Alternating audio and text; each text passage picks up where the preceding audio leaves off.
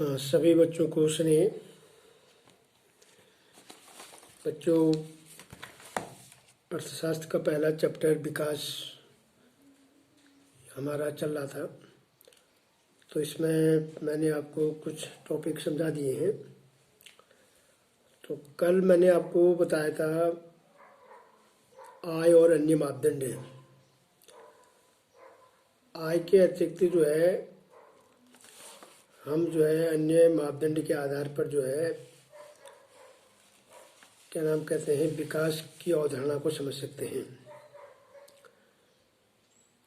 तो जैसे कि कल बताया था कि जैसे 3 हमारे राज्य हैं, हरियाणा, केरल और बिहार।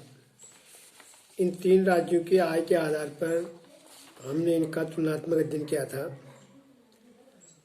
जिसमें हरियाणा की आय सबसे ज़्यादा है, केरल उस दूसरे नंबर पर है और बिहार तीसरे नंबर पर है।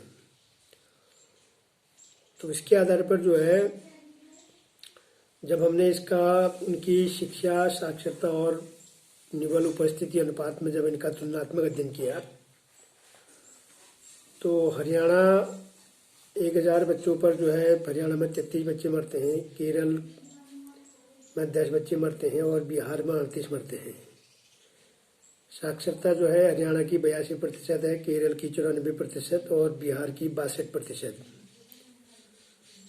तो इस आधार पर हमने देखा, अभी तक हम केवल आय के आधार पर देशों की हम तुलना कर रहे थे, जिसमें हमने विकसित और अविकसित देशों को श्रेणी में बांटा था। तो आय के अलावा अन्य मापदंड भी होते हैं। आय को ही अगर हम सब चीज़ आधार मान लेते हैं तो कहीं ना कहीं जो है जो मानव विकास रिपोर्ट है उसको बनाने में कहीं ना कहीं कुछ न कुछ गलतियां हो सकती हैं। ये अर्थशास्त्र में माना गया है। तो हरियाणा राज्य क्या नाम कहते हैं आय के मामले में बशर्ते ज़्यादा है, लेकिन शिक्षा के मामले में कहें या 1000 बच्चों पर जो मृत्यु दर है तो वो केरल से पीछे है। तो इस आधार पर हम ये कह सकते हैं कि केरल जो है हरियाणा से बेहतर स्थिति में है, बशर्ते उसकी आय कम है। पर आय के साथ साथ उसने क्या किया है, अपने वहाँ अपने राज्य में जो है क्या नाम कहते हैं जो सार्वजनिक जो सुविधाएं हैं उनका विकास किया है। मतलब उन्होंने अपने राज्य में जो है जो मूलभूत जो आवश्यकताएं हैं उनका सही ढंग से इम्प्लीमेंट किया है। उसी प्रकार हमने आपको इसके बाद बताया था कि तो इसका मतलब जो सार्वजनिक सुविधाएं हैं वो जो है केरल की अच्छी हैं। तो केवल पैसा हमारे पास है, पैसे से हम सब कुछ सब आवश्यकताओं की पूर्ति हम नहीं कर सकते हैं। ठीक है, हम भौतिक चीज़ों का प्रयोग कर सकते हैं। मतलब जीने के लिए जो है हम जो है पैसे के अतिरिक्त भी जो है बहुत से ऐसी चीज़ें होती हैं जहाँ पर हम उनका उपयोग कर सकते हैं। तो इसमें जैसे कि जेब में रखे हुआ जो पैसा है वो आपको वस्तु और सेवाएं तो दे सकता है, पर एक बेहतर जीवन जीने के लिए हमको क्या है, ये आय जो है पर्याप्त सूचक नहीं है। इनकम हमारी ज़्यादा है तो इसका मतलब ये नहीं कि हम सभी चीज़ें हम इससे क्या नाम कहते हैं अपनी जीने के लिए जो आवश्यक चीज़ें हैं वो सब हम इससे प्राप्त कर लेंगे, ये ज़रूरी नहीं है। जैसे कि हम कहें कि शुद्ध पर्यावरण है, शुद्ध पेयजल पानी है या संक्रामक बीमारियां हैं, तो ये पैसे के बल पर हम इस पर प्राप्त नहीं कर सकते हैं। तो इसलिए जो है बहुत सी चीज़ों को जीने के लिए हम जो है अपने क्षेत्र में जहाँ पर हम निवास करते हैं हमें वहाँ पर सामूहिक सुरक्षा मिलनी चाहिए।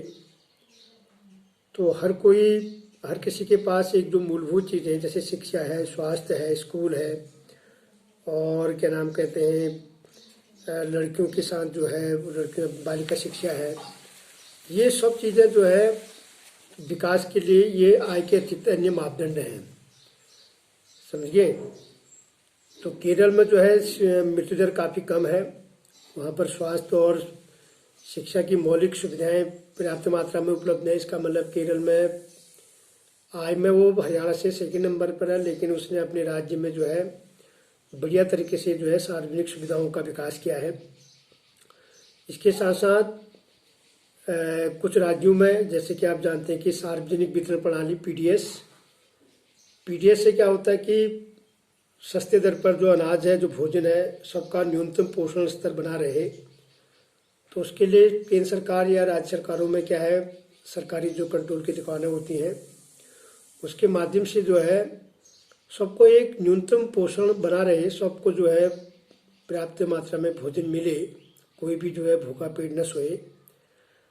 तो इससे भी जो है इस प्रकार की जो चीज़ें हैं, इस प्रकार की जो सार्वजनिक चीज़ें हैं, सुविधाएं हैं, तो उनका होना बहुत जरूरी है। आय के अतिरिक्त आय है, आय से आप भौतिक वस्तुओं को आप खरीद सकते हैं, पर लेकिन एक शुद्ध पर्यावरण, शुद्ध शिक्षा, सार्वजनिक सुविधाओं का विकास और इसके साथ साथ क्या नाम कहते हैं शुद्ध हवा, ये चीज़ों का होना बहुत ज़रूरी है। तो इस मामले में हम तुलनात्मक जब हमने अध्ययन किया तो इसमें हमको केरल जो है बेस्ट है।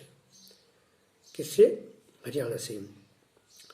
उसके बाद मैंने आपको बताया था न्यूनतम पोषण का सार्वजनिक वितरण की दुकानों से, कंट्रोल की दुकानों से सरकार का ये मुख्य उद्देश्य रहा है कि जितने भी गरीब हैं, जिनकी आय कम है, उनको सस्ती दरों पर अनाज उपलब्ध कराया जाए। गेहूँ, चावल, चीनी, अन्य जो चीज़ें हैं वो उनको मिलता रहे। तो जब न्यूनतम, ये क्या है, न्यूनतम पोषण बनाए रखने के लिए, क्योंकि किसी भी देश के विकास में मानवीय संसाधन और प्राकृतिक संसाधनों का होना जरूरी है। तो मानवीय संसाधनों का भी स्वस्थ होना जरूरी है। जब देश की मानवीय संसाधन हमारे पास जो प्राकृतिक संसाधन है वो मानवीय संसाधनों पर ही निर्भर है। अगर हमारे पास मनुष्य अगर हमारे सही ढंग से हैं, उनको खाने पीने में कोई ऐसी दिक्कत नहीं है, उनको पर्याप्त मात्रा सरकारी द्वारा जो है उनको सब चीज़ें उपलब्ध कराई जाती हैं, तो उससे क्या होता है कि उनका एक न्यूनतम पोषण बना रहता है, जो देश के विकास का एक मापदंड है, उसको हम मान सकते हैं। तो इस प्रकार का कौन सा ये जो बीएमआई है, जिसको हम कह सकते हैं वैज्ञानिक शरीर द्रव्यमान, बॉडी मास इंडेक्स, एक वैज्ञानिक विधि है। इसके आधार पर हम विभिन्न देशों के बच्चों का या कहीं पर भी हम कोई भी लोग कितने कुपोषित हैं, कितने पोषित हैं, उसको हम मेडिकल साइंस के द्वारा जो है हम जो है इसके द्वारा प्राप्त कर सकते हैं। तो बीएमआई निकालने का जो मेथड है, जैसे वो आय के आधार पर होता है। 1 वर्ष से लेकर आपके आगे के जो उम्र है, जो 1 वर्ष से लेकर आय के आधार पर जो है एक न्यूनतम पोषण स्तर सबका बना रहना चाहिए। तो उसको प्राप्त करने के लिए जो है बीएमआई अगर हमें निकालना है कि पोषित और कुपोषित अगर हमें निकालना है, तो उसके लिए एक फार्मूला है। तो सबसे पहले माना हम थोड़ी देर के लिए पहले हम उसका भार लेंगे, भार को केजी में लेंगे, और उसकी जो ऊंचाई है, उसकी जो लेंथ है, लेंथ और भार के आधार पर न्यूनतम पोषण का एक मापदंड है। तो वो अगर उससे अगर जिसका कम होगा तो वो कुपोषित होगा, उससे ज़्यादा होगा तो वह क्या नाम कहते हैं, उसको हम कह सकते हैं मोटापा, वो भी कुपोषित है। बहुत ज़्यादा मोटापा भी जो है वो कुपोषित माना जाता है। तो थोड़ी देर के लिए माना हम एक आपकी एज ग्रुप का मान लेते हैं, जैसे इसमें आयु के आधार पर होता है। माना आपकी उम्र 15 साल है, थोड़ी देर के एग्जाम्पल के लिए, तो 15 साल आपकी उम्र है, और तो 15 साल के बच्चों में जो है इसका जो आपका सामान्य जो आपका कैलकुलेशन है वो कितना आना चाहिए, यह आना चाहिए आपका 15.9 से लेकर 28.3। मतलब इसको कैसे निकालेंगे, इसके लिए एक फार्मूला है। फार्मूला जो आपका है उसको हम सबसे पहले, जैसे आपको अपना बीएमआई निकालना है कि आप कुपोषित हैं या पोषित हैं, तो सबसे पहले आप अपने भार को किस में लेंगे, केजी में लेंगे, भार को केजी में लेंगे। फिर अपनी लंबाई को आप, ऊंचाई आपने नापेंगे, तो वो आपकी जैसे सेंटीमीटर में है, तो माना आपकी जो है 100 मान सकते हैं कि 156 है, 156 सेंटीमीटर आपकी लंबाई है।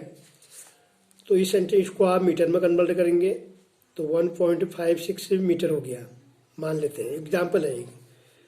भार आपका माना थोड़ी देर के लिए, जैसे आपका भार है 48 केजी है, तो आप क्या करेंगे, भार में क्या करेंगे, ऊंचाई के वर्ग से भाग देंगे, मतलब 48/1.56 का वर्ग लेंगे आप, इस वर्ग से आप भाग देंगे। तो इस वर्ग से भाग देने पर, तो अगर ये इसका तालिका बनी है, किताब में एक तालिका बनी हुई है, उस तालिका को आप देख सकते हैं, 90 पेज नंबर 90 पर है। आयु के आधार पर क्या नाम कहते हैं, द्रव्यमान सूचक है वयस्क लड़कियों का और लड़कों का। तो इस तरह से जो है आप देख सकते हैं कि कितने आयु वर्ग में कितना आपका BMI होना चाहिए। तो इस तरह से जो है, अगर ये आपका माना आपकी उम्र 15 साल है और आपका अगर ये भाग देकर अगर आपका 15.9 और 28.2 के बीच आता है तो इसका मतलब सामान्य है। अगर 15.9 से कम आता है तो आप कुपोषित हैं, या उससे ज़्यादा आता है 28 क्या नाम कहते हैं 28.2 से ज़्यादा आ रहा है तो तब भी आप क्या नाम कहते हैं कुपोषित हैं, इसका मतलब अधिक मोटापा है। तो इस तरह से हम क्या निकालते हैं BMI। तो BMI का मतलब होता है बॉडी मास इंडेक्स से, यानी कि शरीर द्रव्यमान सूचकांक होता है। तो इसके आधार पर हम पोषित और कुपोषित आयु के आधार पर निकाल सकते हैं। तो ये जो सार्वजनिक सुविधाएं हैं, इन सार्वजनिक सुविधाओं से हमें क्या होता है, मतलब हम उस नागरिकों में कुपोषित और पोषित जिस राज्य में, जिस देश में मूलभूत सार्वजनिक सुविधाएं होंगी तो वो देश के नागरिक जो होंगे या उस राज्य के जो नागरिक होंगे वो कुपोषित नहीं होंगे।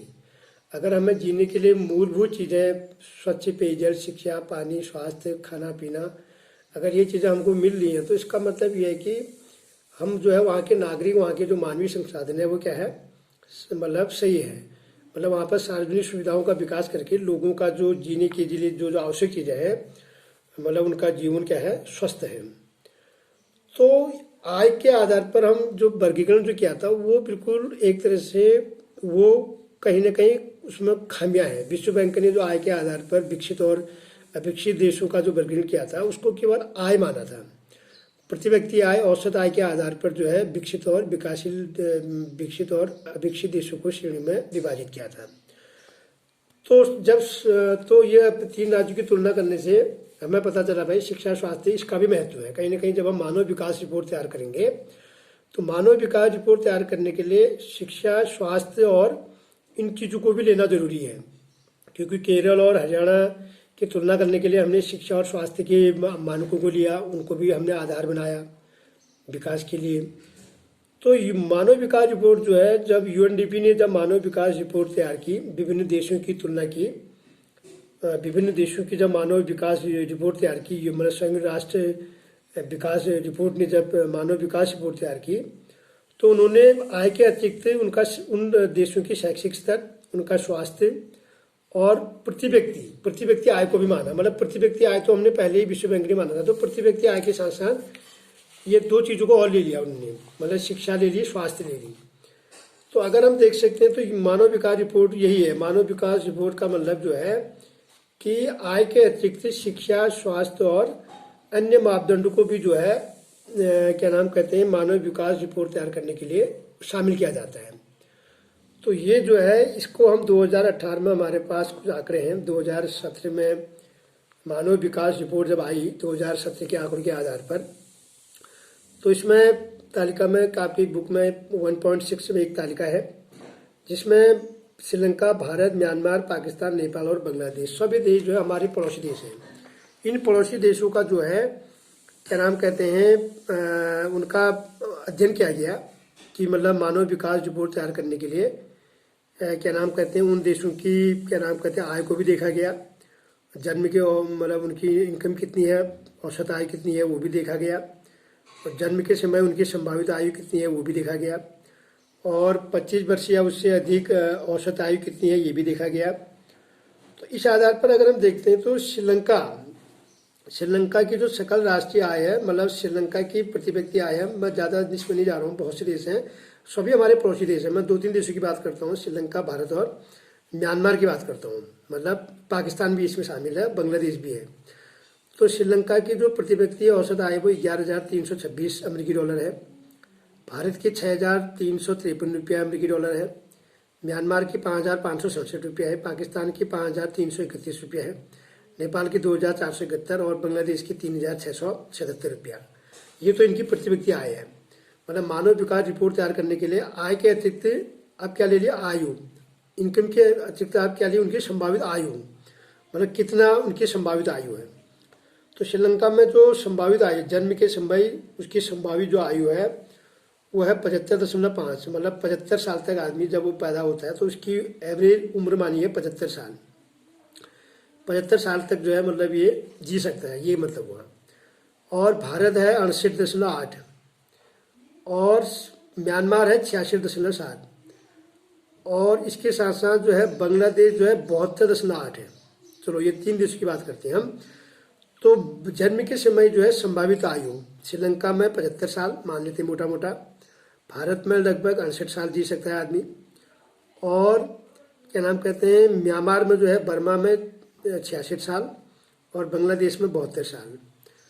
और उसी प्रकार 25 वर्ष या उससे अधिक आयु विद्यालय औसत मतलब विद्यालय में जो है, विद्यालय में जो प्रवेश करने वाले हैं 25 वर्ष या उससे अधिक तक जो उच्च शिक्षा प्राप्त करने में जो प्रतिशत है, श्रीलंका का है 10.9 और भारत का 6.4 और बांग्लादेश का है 5.8।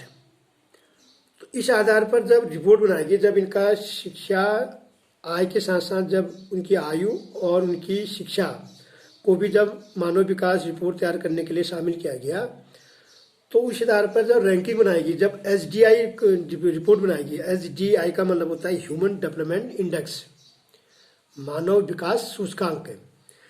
तो हमारे देश की रैंकिंग है, श्रीलंका की रैंकिंग है 76, भारत की 130 और बांग्लादेश की 136 और म्यांमार की है 139। तो आप इसमें देख सकते हैं जब रैंकिंग, जब उसका आय के अतिरिक्त जब उनकी शिक्षा, स्वास्थ्य और सार्वजनिक सुविधाओं को, जो मूलभूत चीज़ें उनको जब शामिल किया गया, तो उसमें से क्या हुआ कि हमारे देश की स्थिति 130 है, हमारे देश की रैंकिंग 130 आई, और जबकि श्रीलंका की जो है बांग्लादेश की 136 है। अब बांग्लादेश की जबकि आय जो है मात्र 3,677 रुपया है, और जबकि हमारे देश की आय इससे दुगनी है। हमारे देश की प्रति व्यक्ति आय 6,353 रुपया है। और अगर हम अपना देश की बांग्लादेश से यदि हम कंपेयर करें, देखो तो बांग्लादेश से यदि हम अपने देश की तुलना कर रहे हैं तो आय के मामले में तो प्रति व्यक्ति आय हमारे देश की ज़्यादा है, लेकिन अगर इनकी और इनकी मतलब जन्म के समय संभावित आयु हमारी 68 साल है, तो इनकी कितनी है, 72 साल है। और इनका जो है विद्यालयी औसत आयु इनकी कितनी है, भारत की 10 श्रीलंका की 10.9 है। श्रीलंका तो और आगे है नहीं है, क्योंकि श्रीलंका की आय ज़्यादा, तो श्रीलंका सबसे आगे है। मतलब जबकि आय के मामले में जो है हम जो है बांग्लादेश से दुगने में है, लेकिन बांग्लादेश से अन्य मामलों में जो है जब हमारी रैंकिंग निकली तो हमारी रैंकिंग है 130 और बांग्लादेश की कितनी है, 136। जबकि ये जो सुविधा है, ये जो जन्म और आयु और जो ये चीज़ों का जो हमने अध्ययन किया, तो उसमें जो है हमारा कोई ज़्यादा अंतर नहीं है। मतलब इसका मतलब है कि बांग्लादेश की स्थिति हमसे बेहतर है, क्योंकि आय के मामले में हम ज़्यादा थे, लेकिन सार्वजनिक सुविधाओं के मामले में जो है बांग्लादेश की स्थिति हमसे बेहतर स्थिति में है। तो इसलिए हम ये कह सकते हैं कि इस प्रकार से यह एक अपने श्रीलंका जबकि छोटा देश है नहीं है, श्रीलंका तो बहुत आगे है। श्रीलंका की आय आपकी 11,326 अमेरिकी डॉलर है प्रति व्यक्ति, लेकिन उसकी संभावित आय भी ज़्यादा है और रैंक भी उसकी 76 है नहीं है। उसकी रैंकिंग विश्व में उसकी रैंकिंग 76 है, तो हमारी कितनी 130, बहुत अंतर है, जबकि ये छोटा देश है। और जबकि हम किसके नज़दीक हैं, हमारी रैंकिंग 130 है, तो ये 136 बांग्लादेश की है, तो हम लगभग इसी के बराबर ही है, मतलब उसी के नियरेस्ट है। जबकि आय के मामले में बांग्लादेश से काफ़ी ज़्यादा है, लेकिन जो सार्वजनिक जो सुविधाएं हैं, तो शिक्षा, स्वास्थ्य और वहाँ की जो स्थिति है वो हमारे देश से बेहतर स्थिति है उनकी, किनकी, श्रीलंका और बांग्लादेश की।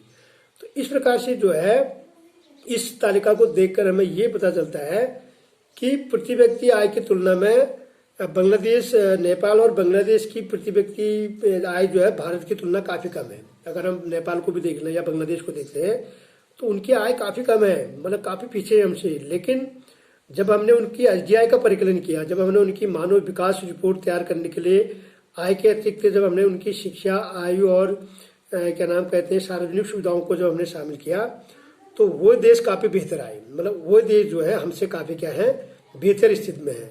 तो इसका मतलब ये है कि उस देश के नागरिकों में वहाँ पर जो है सार्वजनिक सुविधाएं जो है, मूलभूत जो आवश्यक चीज़ें हैं उनका विकास हुआ है, उनका स्वास्थ्य अच्छा है, मतलब कल्याणकारी वहाँ पर कार्य हुए हैं।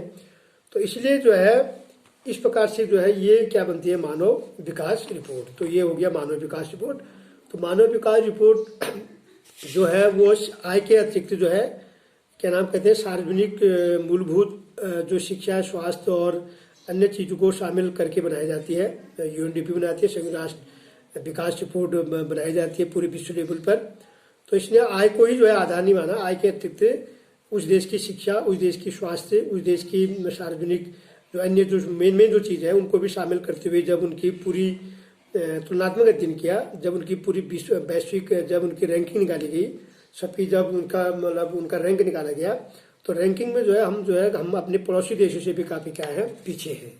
तो इस तरह से जो है इसका मतलब रीज़न ये है कि हमारे वहाँ जो है कहीं ना कहीं हमारे पास जो मूलभूत चीज़ है, इसका मतलब हमारे देश को पोषित है। हमारे वहाँ जो है अभी भी रोजी रोटी की जो है, जो रोटी, कपड़ा, मकान, जो मूलभूत चीज़ें हैं, शिक्षा, स्वास्थ्य है, वहाँ पर कहीं ना कहीं कमी है। तो तभी ताकि हमारी आय अधिक होने के बाद भी जो है हम लोग जो है इन देशों से क्या है, पीछे है। तो ये तो हो गया मानव विकास रिपोर्ट। अब उसके बाद है विकास की धारणता। तो विकास किसे कहेंगे, तो विकास की आखिर किस प्रकार का विकास करना चाहिए, मतलब विकास की धारणता को आप कैसे समझेंगे। तो विकास की जो धारणता है, तो विकास की धारणता का मतलब होता है वह विकास जो भावी पीढ़ियों के लिए बना रहे तथा पर्यावरण को नुकसान पहुंचाए बिना वर्तमान पीढ़ी की आवश्यकताओं को क्या करे, पूरा करे, जिसको हम सतत पोषणीय विकास भी कहते हैं। मैंने आपको इसको भूगोल में बताया था, ये विकास वाले में संसाधन वाले चैप्टर में मैंने संसाधनों के विकास वाले चैप्टर में भूगोल में भी आपको बता रखा है। तो विकास की जो स्थिति है, विकास कैसा होना चाहिए, सतत पोषणीय विकास होना चाहिए। तो सतत पोषणीय विकास या विकास की धारणता मतलब किस प्रकार के विकास को हमें धारण करना चाहिए, तो वो विकास कैसा होना चाहिए, ऐसा विकास जो भावी पीढ़ी के लिए विकास ही रहे, विनाश ना हो, पर्यावरण को नुकसान पहुंचाए बिना जो है जो वर्तमान पीढ़ी है वो भी जो है उस आवश्यकताओं को क्या कर सके, पूरा कर सके। तो ऐसे विकास को हम क्या कर सकते हैं, धारणीय विकास कर सकते हैं। तो उसमें तो जैसे कि जैसे पानी है, अब उदाहरण के रूप में जैसे भारत में भूमिगत जल है, तो पानी की काफ़ी एक समस्या अभी भी हमारे देश में बहुत से ऐसे इलाके हैं जहाँ पर पानी के लिए लोग काफ़ी लंबी दूर जाना पड़ता है, शुद्ध पेयजल पानी नहीं है।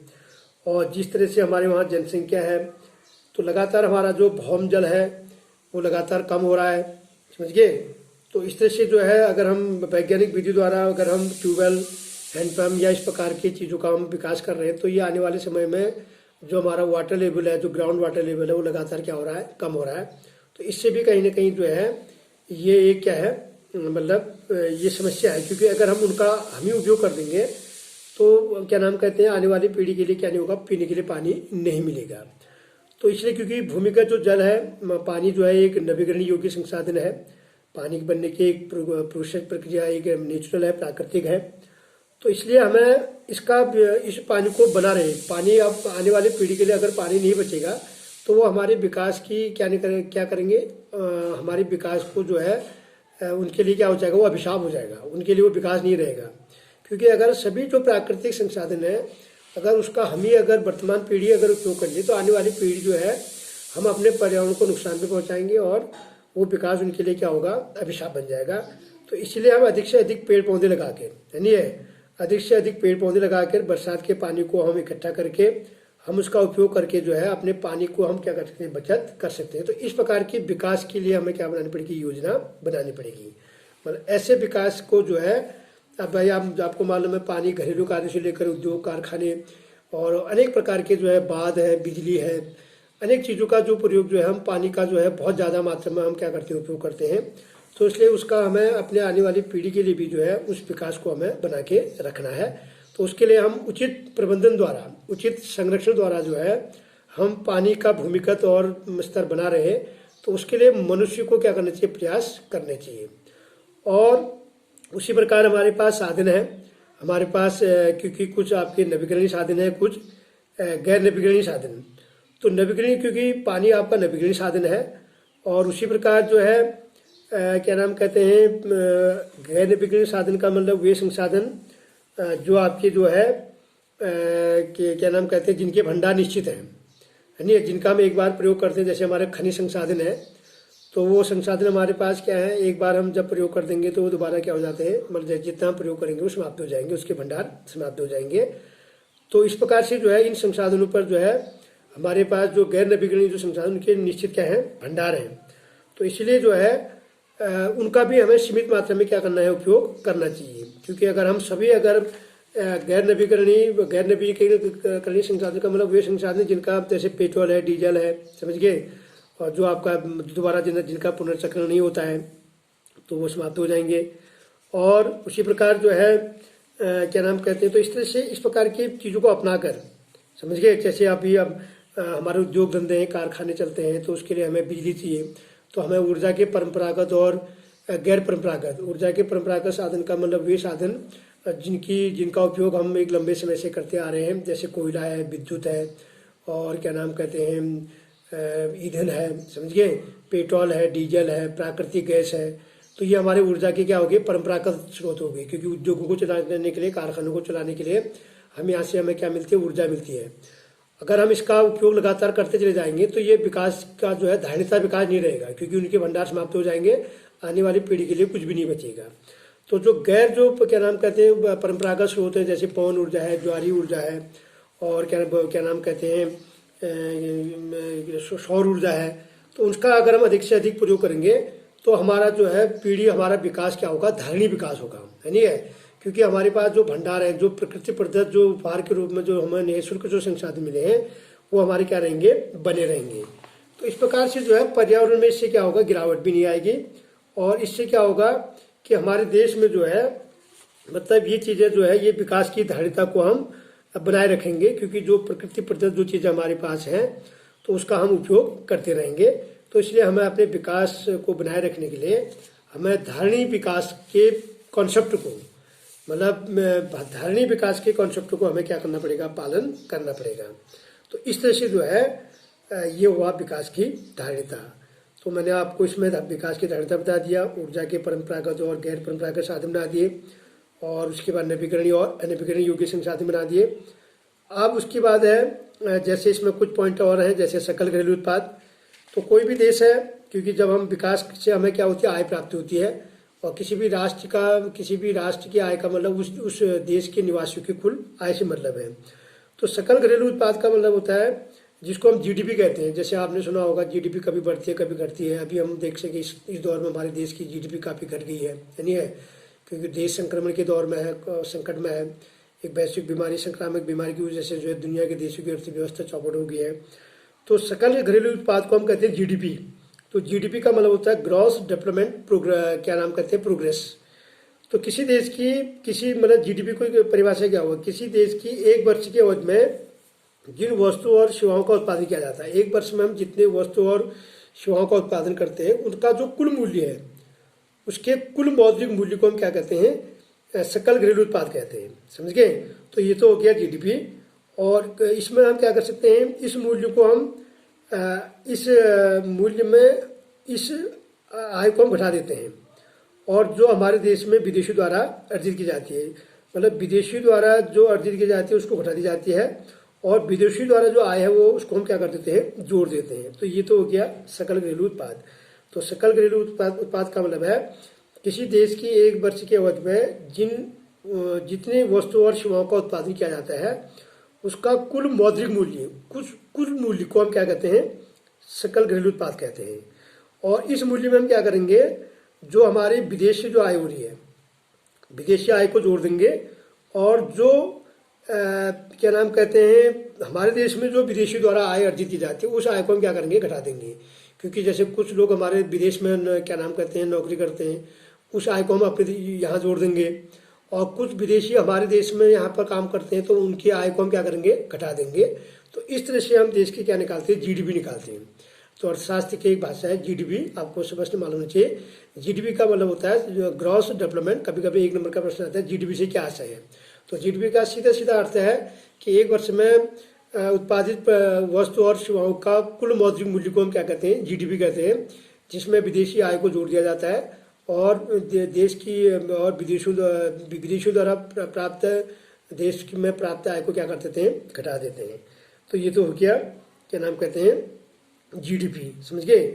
तो इस प्रकार से जो है ये चैप्टर आपका ये पूरा हो गया है। तो इसमें ऊर्जा के स्रोत भी मैंने आपको बता दिए हैं, परंपरागत और गैर परंपरागत है, और सकल घरेलू उत्पाद जीडीपी क्या है ये आपको समझ में आना चाहिए।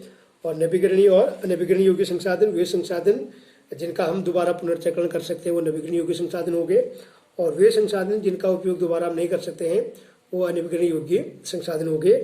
तो नवीकरणीय योग्य संसाधन में जैसे जल यानी है, तो ये हमारा आपका एक नवीकरणीय योग्य संसाधन है। और अनवीकरणीय योग्य संसाधन का मतलब वो हमारे खनिज पदार्थ है जिसके भंडार हमारे निश्चित हैं, तो ये आने वाले समय के साथ साथ क्या हो जाते हैं, समाप्त हो जाते हैं।